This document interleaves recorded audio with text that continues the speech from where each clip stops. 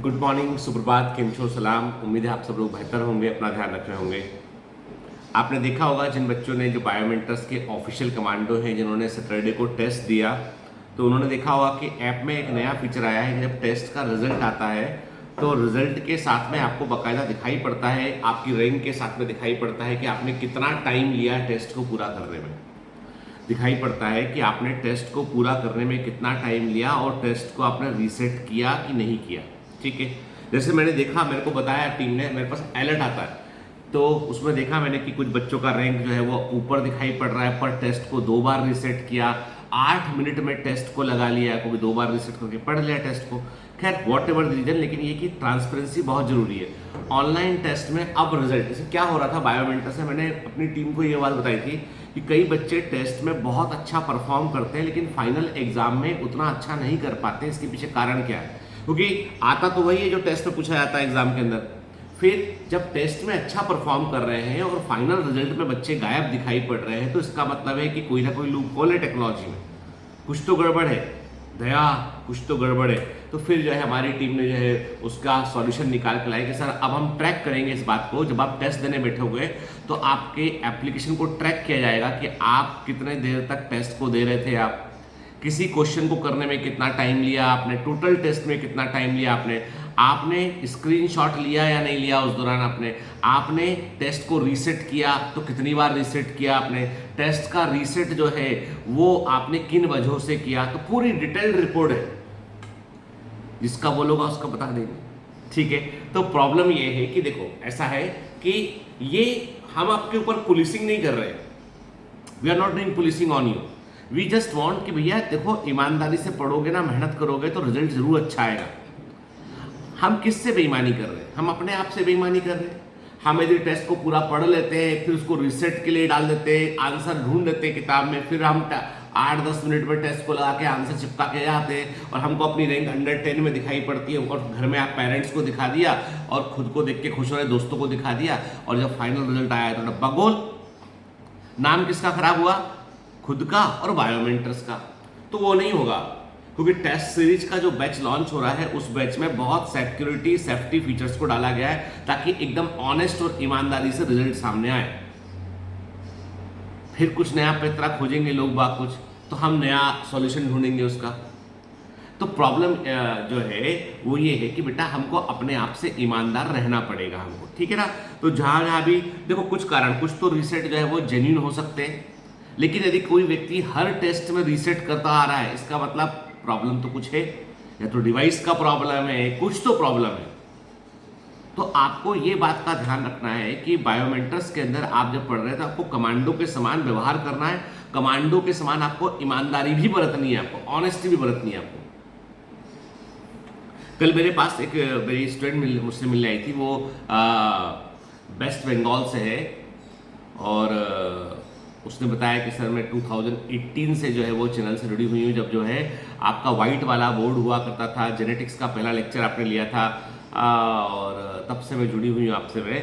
और उस दौरान तमाम तरह के डिस्टर्बेंसेस रहे उनके उसमें, हालांकि बहुत टैलेंटेड लड़की। मैंने उसको बोला तुम थोड़ा सा फोकस करोगे तो तुम अच्छी रैंक पर तुम सिलेक्ट हो जाओगी, पर जब बहुत पुराने बच्चे मिलते हैं ना तो उनसे एक अलग तरह का इमोशनल कनेक्ट होता है, जो 2018-19 से पढ़ते आ रहे हैं, 17 से पढ़ते आ रहे हैं। क्योंकि कारण ये है कि बायोमेंटर्स जो बना है, जो आज तक जहाँ तक भी पहुँचा है, उसमें बच्चों का ही हाथ है। उसमें मैं बोलूँ कि मेरा बहुत बड़ा भारी योगदान है, तो मैं बोलूँगा कि मेरी सिर्फ कंसिस्टेंसी है, मेरी सिर्फ कंसिस्टेंसी है, बाकी बनाने वाले बच्चे हैं, उनके पेरेंट्स हैं। मैं तो बच्चों के साथ पेरेंट्स का को भी शुक्रिया बोलता हूँ, पेरेंट्स का भी आभार व्यक्त करता हूँ कि पेरेंट्स ने बच्चों ने बोला हमको ऐसे ऑनलाइन पढ़ना, पेरेंट्स ने भरोसा रखा, अपने बच्चों को मोटिवेट किया और बच्चे अच्छा किए।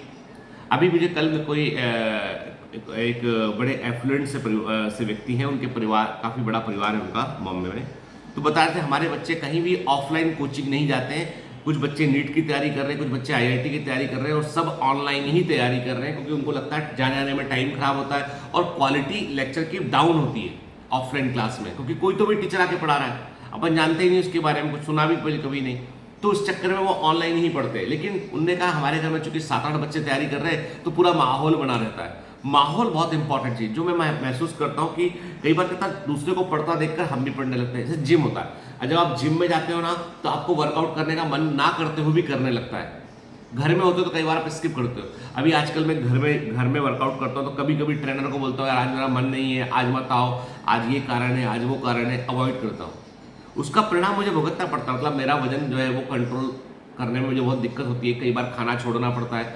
हालांकि अब मैं प्रॉमिस करता हूँ आपसे कि अब मैं जो है थोड़ा सा अपने वजन पे भी काम करूंगा। मेरा वजन थोड़ा सा बढ़ गया कुछ दिनों में, कुछ महीनों में, कुछ सालों में बोल सकते हैं। यदि आप मेरे पुराने उसने 2019 की वीडियो देखेंगे, 18 की वीडियो देखेंगे तो थोड़ा मैं स्लिम दिखा करता था उस समय में। अभी तो मैं गोल मटोल दिखता हूँ। तो अभी मुझे जो है वो चीज़ों को भाई अभी नहीं तो फिर कभी इम्प्रूव करना पड़ेगा।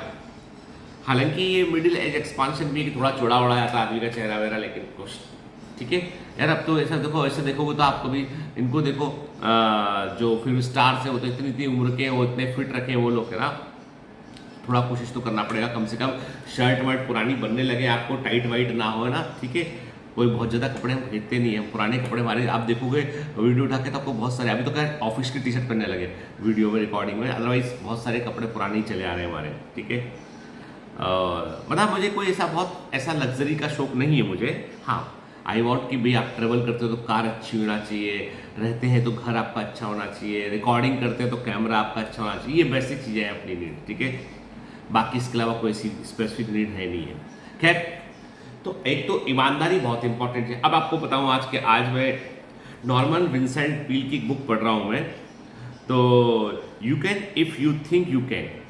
तो उस बुक में बड़ी अच्छी बात लिखी थी कि जैसे एक बड़ा सा गोडाउन होता है, एक बड़ा गोडाउन है तुम्हारे पास में, गोडाउन समझिए एक बड़ा सा कमरा, मान लो एक बड़ा सा कमरा है, गोडाउन नहीं बोलते, बड़ा सा कमरा है। उस कमरे में जो है वो आपके एक किनारे में जो है वो एक बाल्टी रखी हुई है, उसमें कुछ कपड़े रखे हुए हैं, बड़े सा कमरा, आपका लिविंग रूम का बड़ा सा कमरा है। उसमें तमाम तरह का कचरा भी रखा हुआ, कचरे का डब्बा भी रखा हुआ, पूरा फुल भर चुका है वो, और कुछ कपड़े यहाँ पड़े हुए हैं, कुछ कपड़े वहाँ पड़े हुए हैं, कुछ किताबें ऐसी बिखरी हुई है। और इस तरह आपको हमारे कमरे के बारे में कैसे मालूम चल गया?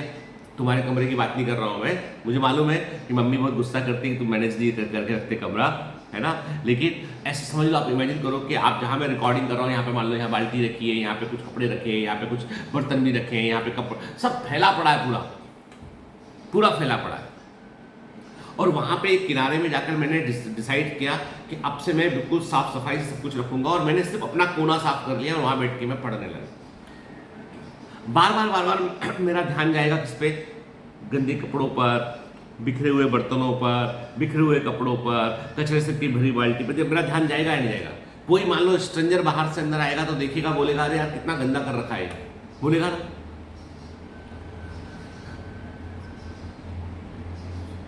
हमारा जो दिमाग होता है उसमें भी क्या होता है, उसमें भी देयर इज ए स्पेस।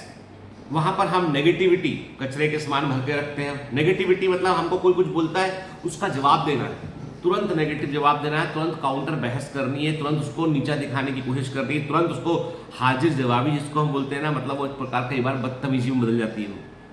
तुरंत negative comment, negative thing, negative, चाहे वो यूट्यूब पे क्यों ना हो, इंस्टाग्राम पे क्यों ना हो, नेगेटिव बोलना है मतलब नेगेटिव बोलना है। लोग तो किशोर कुमार को बोल देते हैं उनकी वीडियो के नीचे, कैसा गाता है, थोड़ा अच्छे से गाना, यही नहीं पता कि किशोर कुमार जी है ही नहीं अभी। है ऐसे बुद्धिमान लोग भारत में पाए जाते हैं।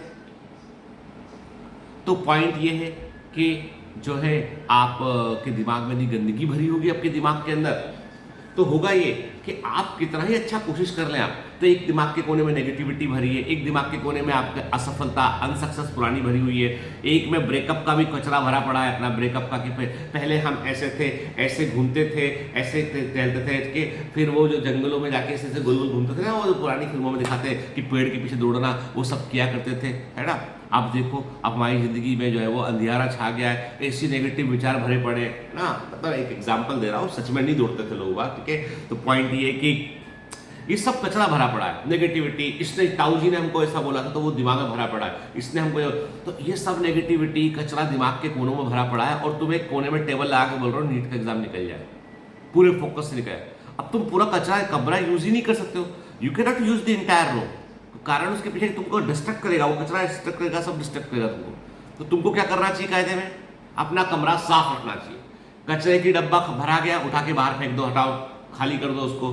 कपड़े हैं, सलीके से हटा के अंदर कपड़े की अलमारी में डाल दो, बर्तन है किचन में डालो, साफ करा के रख दो, उसको खत्म करो।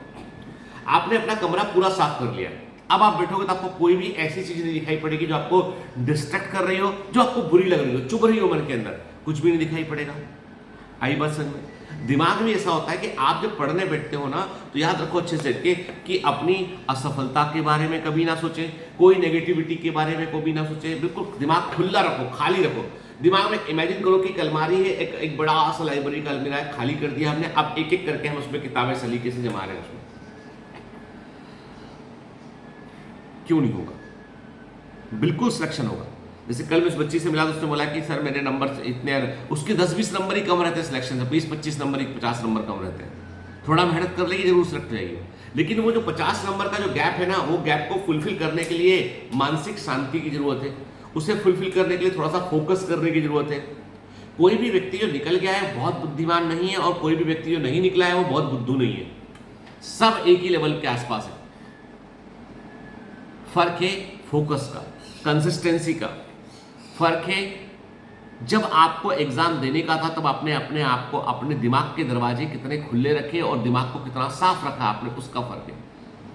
कई बच्चे अब मेरे को मैसेज आते रहते हैं कई बार ना कि सर हम फला ऑनलाइन कोच आपके साथ 1 साल पढ़ते थे, फिर हम 2 साल है ना एक दूसरे ऑनलाइन कोचिंग में चले गए, वहाँ जाकर वो हमारे लिए पॉकेट फ्रेंडली भी था, हमारे लिए ऐसा भी था है ना, लेकिन हमारा जो है वो भावनात्मक कनेक्ट उनसे नहीं बन पाया, और अब हमको ज़रूरत है, हमें हेल्प चाहिए, बायो मेंटर से प्लीज़ आप हेल्प कर दीजिए। अब प्रश्न ये उठता है कि भाई अब तुम कहीं और जाकर, किसी और जगह जाकर तुमने किया, उसके बाद तुम लौट के आए हेल्प के लिए हमारे पास में, हमको आपसे क्या हेल्प मिला, बायो मेंटर्स को एज ए टीम क्या हेल्प मिला, ये भी तो सोचो कभी। हर चीज़ की जिम्मेदारी मेरी नहीं, आपकी भी जिम्मेदारी है कि बायो मेंटर्स को आप ऐसा कुछ दें जिससे बायो मेंटर जो है वो आपकी हेल्प कर सके। बायो मेंटर्स हर लेवल पर प्रयास कर रहा है, चाहे वो बच्चों के एजुकेशन, 86 बच्चों से ऊपर की फीस सालाना, आप कल्पना कीजिए, पेरेंट्स एक बच्चे की फीस भरने में सोचते हैं कि 2 बच्चे की बहुत ज़्यादा फीस लग रहा है MBBS का, हम 86 बच्चों की MBBS की पूरी फीस भर रहे हैं, हॉस्टल का खर्चा दे रहे हैं, तो हमारे ऊपर तो कितनी जिम्मेदारी होती है। हमको लगता है किसी प्रकार 4.5 साल ये कट जाए, बच्चे MBBS पूरा कर ले, तो कम से कम ये है कि हमें लगेगा भैया हमने इतने बच्चे हमारे पढ़ के निकल गए, हम जो है वो पिता समान फारिग महसूस करेंगे। हमें बहुत प्रेशर में रहना पड़ता है हमको। अभी मतलब आपको तो छोटे छोटे सेक्रीफाइसेस भी करते हैं हम लोग कि नहीं, अभी इस चीज़ को चलाते हैं, ये अभी अपग्रेड नहीं करते हैं, पैसा बचाते हैं, क्यों? अभी एडमिशन का टाइम चल रहा है, बच्चों को हेल्प करनी पड़ सकती है। तो पॉइंट ये है कि कई बार है ना, कई बार हम लोग तब एक पिता के समान सोचना पड़ता है एक ऑर्गेनाइजेशन को। खैर वो मेरा प्रॉब्लम है कि मुझे कैसे मैनेज करना है ना, पर मैं ये बोलता हूँ कम से कम एक जिम्मेदारी का एहसास बच्चों को होना चाहिए, क्योंकि हमको बड़ा बुरा लगता है, मन से हमको बुरा लगता है, हालांकि बच्चे बहुत ईमानदार है, अपनी बात सही से कहते, पर हमको बुरा लगता है कि आप हमसे जुड़े भी नहीं रहे, आपने 1000 रुपये के पीछे जो है आपने ऑर्गेनाइजेशन को छोड़ दिया आपने, और आज जब ऑड टाइम है तो हम मदद से पीछे नहीं हटेंगे, मदद करेंगे, तो ऑर्गेनाइजेशन को आगे के पास आप दोबारा लौट के आया। मतलब मुझे लगता है क्या हम सिर्फ यूज करने के लिए हैं? आपको थोड़ा सोचना पड़ेगा कि आप ऑर्गेनाइजेशन के लिए इतना इन्वॉल्व हो आप उसमें कि जिससे कि ऑर्गेनाइजेशन को जो है वो आपसे, मैं कहता हूँ कि आप हमको टाटा बिरला अंबानी मत बनाइए, आप हमको जो है वो तमाम जो बड़े नामी गिरामी हल्ला बोल कोचिंग क्लासेस है वो मत बनाइए, पर हमारे लिए सोचिए कि जिम्मेदारी सर के ऊपर है, यदि हम यदि सर के साथ जुड़े रहेंगे तो सर शायद हमारी भी मदद करेंगे, और जो नीडी बच्चे मेरे भाई या मेरे ब्रदर सिस्टर्स हैं उनकी भी सर हेल्प कर रहे हैं, जो पढ़ रहे हैं ऑलरेडी कहीं ना कहीं, कि तो वो चीज़ भी बड़ी इंपॉर्टेंट है। पर खैर मुझे आज बोलना पड़ रहा दुखी मन से चीज़, क्योंकि मेरे पास इससे बहुत मैसेज आ रहे हैं कि जो they want help from bio mentors but they are not our official commando since 2-3 years, ठीक है ना। कभी किसी ज़माने में रहे होंगे, उसके बाद वो शिफ्ट हो गए, कहीं चले गए, फिर इधर गए उधर गए, या घर में पड़े, ठीक है। सम टाइम कुछ तो ऐसे जो ईमानदार है बच्चे, लेकिन मैं ये बोलूँगा ईमानदार है, जो पूरी बात सही से बताते हैं, ना बताए तो मैं फिर टीम वेरीफाई करती है कि वो ऑफिशियल कमांडो है या नहीं है। खैर कई बच्चों ने पूछा टेस्ट सीरीज के जो कमांडोज है वो ऑफिशियल कहलाएंगे नहीं कहलाएंगे। तो टेस्ट सीरीज के कमांडो जो भी बायोमेंटर के सिस्टम में जो भी कोर्स लॉन्च होता है, बच्चा जब पढ़ता है उसमें, तो वो ऑफिशियल कमांडो की कैटेगरी में आता है। लेकिन जब भी कभी मदद की बारी आती है तो वो बैच वाइज सीक्वेंस होता है, target batch, focus batch, KRR batch, then test series, crash course, वो पूरा सीक्वेंस वैसा रहता है, ठीक है ना। और उसके अलावा फिर एक्चुअल रियल कंडीशन के अकॉर्डिंग फिर कमेटी डिसाइड करती है कि किसको हेल्प करना है, क्योंकि अनलिमिटेड तो कुछ है नहीं ना। अभी हाल ही में SBI के एक जनरल मैनेजर मुझे मिले, उन्होंने हमको प्रॉमिस भी किया कि सर आप आगे आप जब इस तरह का कुछ होगा ना तो हम भी, SBI भी पार्टिसिपेट करेगा। लोग जो समझदार लोग हैं, जब देखते हैं हमारा काम देखते हैं ना, तो हमको इससे MDH मसाले वाले हैं, MDH, हाँ, उन्होंने हमको हेल्प किया, MDH मसाले, एवरेस्ट मसालों वालों ने हमको हेल्प किया। अब मसाले का क्या कनेक्शन है एजुकेशन से, पर हेल्प किया उन्होंने। लुधियाना की कुछ कंपनियां वो भी हेल्प कर रही है बायोमेंटर्स के मिशन में। मतलब अलग अलग सेक्टर में काम चल रहा है। तो जैसे अभी आज भारती नहीं है, भारती आज मालूम है, भारती आज गई है एक कोई इंटर स्कूल का कोई इवेंट है, उसमें गई है वो हमारे जो है वो NGO के थ्रू गई, मतलब NGO उसमें इन्वॉल्व है तो उसके थ्रू वो गई हुई है, ठीक है। वहाँ पे बच्चों को जो है वो दिशा दिखाने के लिए तो सब लोग, हम अपने अपने लेवल, भारती भी अभी NGO में काफ़ी इन्वॉल्व होकर काम करती है। मेरा आज का लर्निंग यही है कि मैं आपसे बोलना चाहता हूँ कि इसमें जो बुक है, you can if you think you can, उसमें लिखा है असफल होने के बारे में कभी ना सोचें, असफल होने के बारे में कभी ना सोचें, आपको इसकी जरूरत नहीं है। याद रखिए, साफ इंजन हमेशा शक्ति देता है, दिमाग को साफ रखोगे हमेशा पावर आएगा। ब्रेन जो है, जितना आप उसमें कचरा गार्बेज नहीं भरोगे, गार्बेज कैसे भराता है, नेगेटिविटी से, असफलताओं से, खराब विचारों से, बदले की भावनाओं से गार्बेज भरता है, उसको बाहर निकाल दीजिए। अभी पूरा फोकस कीजिए अपने पॉजिटिव एटीट्यूड की ओर, पॉजिटिव लक्ष्य की ओर फोकस कीजिए, जरूर सिलेक्शन होगा, ठीक है। चलिए, आज संडे था इसलिए थोड़ा लेट आया मैं, और एंजॉय योर संडे, लेकिन पढ़ना नहीं भूलना है ना। जो काम पेंडिंग रह गया उसे पूरा कीजिए, बैकलॉग कवर कीजिए। All the best, bye bye.